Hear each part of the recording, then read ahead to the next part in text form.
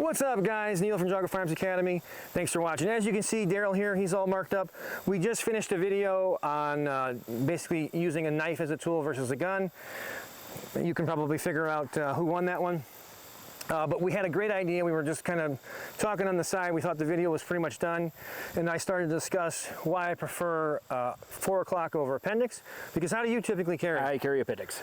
And that, again, I don't tell people what they should do. I just give you my training and experience and why I do what I do. So this whole video is going to be about why I prefer the 4 o'clock over the Appendix.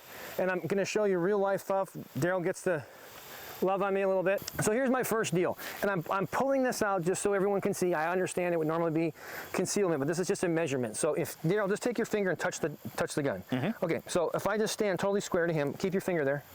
So this is just a measurement of distance, so keep this right in space. So that's where the gun is right now. If I take one big step, so I have some room to take a step back because this is an aggressive situation, I take one big step. So what you throw it out there, what's the number? 2.5, 3 feet tops. 3 feet? Yep. Yep, that's how you measure it. Okay, all right, so I'll give him the 1.5 feet for here, okay? So that's how much we moved it. Now, I'm gonna do the same exact position, so you haven't moved your feet. Nope, I haven't moved anything. All right. Still right here. So I'm gonna move mine back to the 4 o'clock position here, where I carry it. And I'm just gonna stick it there loosely, it doesn't matter. So now, just from here, without touching anything, the distance that I've moved the gun is already, according to you, like 6 feet, right? 6 feet. Yeah, so this distance here. Now, I do the same exact thing. Same feet, same position, I take one big step back. Now, how far have I moved this gun now? Significant, right? This is, no matter what, this is probably close to 3 feet now for real. So I've moved this back out of the way. I still have my hands in the availability, but I have more space here to create. Because again, you can put your hand down. When we get into a tussle here, we start moving around, fighting and stuff. I don't want this closer to him. I want it further away, no matter what my skill level is. So that's number one, okay? Number two, if I have something where I can't go anywhere, I don't have distance, so come on in front of me here. Mm-hmm. Okay, just so she can still view you right here. Perfect. Yep. Okay, now again, we got in a tussle. He knows there's a gun here, even if it's concealed. He knows it's here. I have nowhere to go. I'm up against the wall, so just come in here, try to take my gun. So he's in here and I'm fighting up front here. There's nothing I can do to defend this gun other than use my hands. I don't have any other advantages is what I'm getting at. Now, I do the exact same thing, but 4 o'clock. And again, I'm not necessarily trying to get the gun. If he's here, and let's just pretend it's still up here and he's trying to grab it, I'm not necessarily trying to get it. I'm trying to keep it from him taking it. I'm trying to do retention at this point. And I'm trying to defend myself and get this guy off of me. I'm trying to create that space.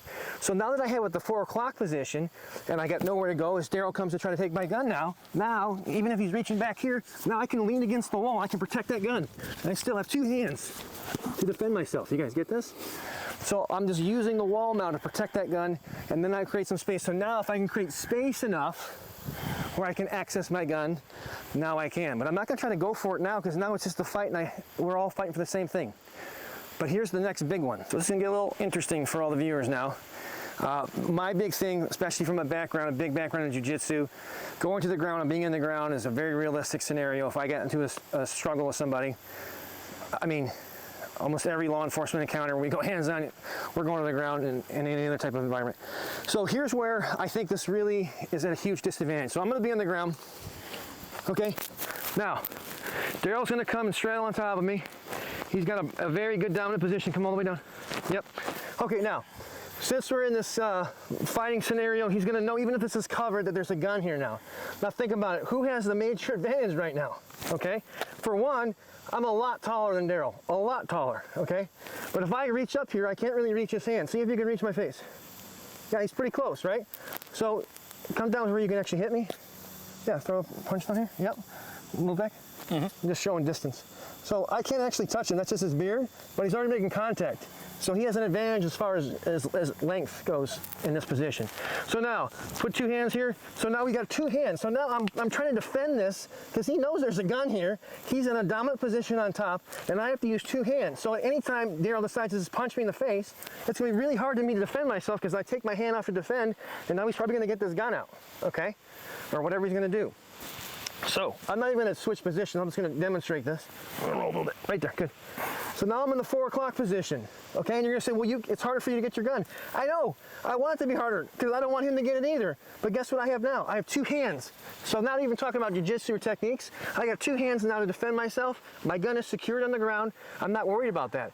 If I can create an opportunity to get him off me, then I can access it. So hop off for a second. So let's say I do create that space.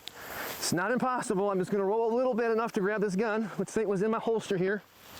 We're doing this on the fly, so I don't actually have a holster back there. I'm just gonna roll enough to get it, and I can come out, and I can use my whatever technique or defensive posturing I can to be able to use that. Okay, so we're still obviously here on the ground. When we just did that demo there, Daryl got off. So I was just talking to him again, and sometimes some of our best ideas come when we think the video's over, we're in between shots.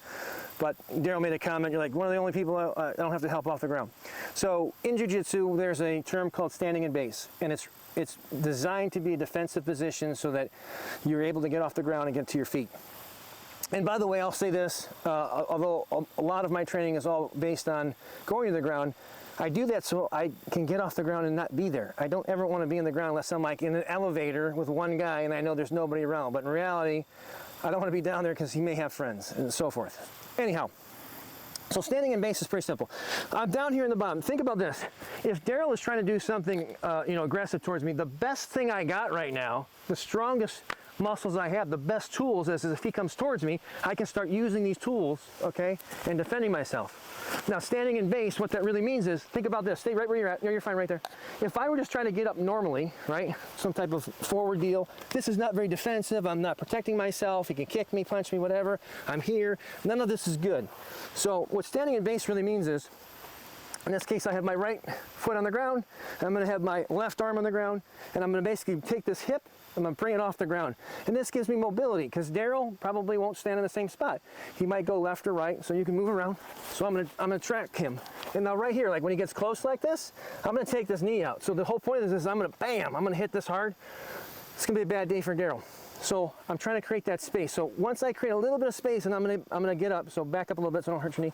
I'm here, this is what standing in base means. I keep my hand in my face, this foot is gonna go behind this hand, okay? And I'm gonna stand in base by coming here and I come straight up. Notice, at no time did I come forward, at no time did I not have something in front of my face to defend myself. And it's just as simple as taking this leg and swinging it back. And I'm not coming forward, I'm coming straight up. Hope you guys got something out of carrying appendix at 4 o'clock. Again, you choose what fits you, whatever your purpose is. I just wanted to give you a kind of an official of why I choose 4 o'clock over appendix. But you know where to find us. Here on YouTube, we're on Instagram, Facebook, Rumble. We put all our premium content on Patreon. Until next time, remember, it's always better to be judged by 12 than carried by 6.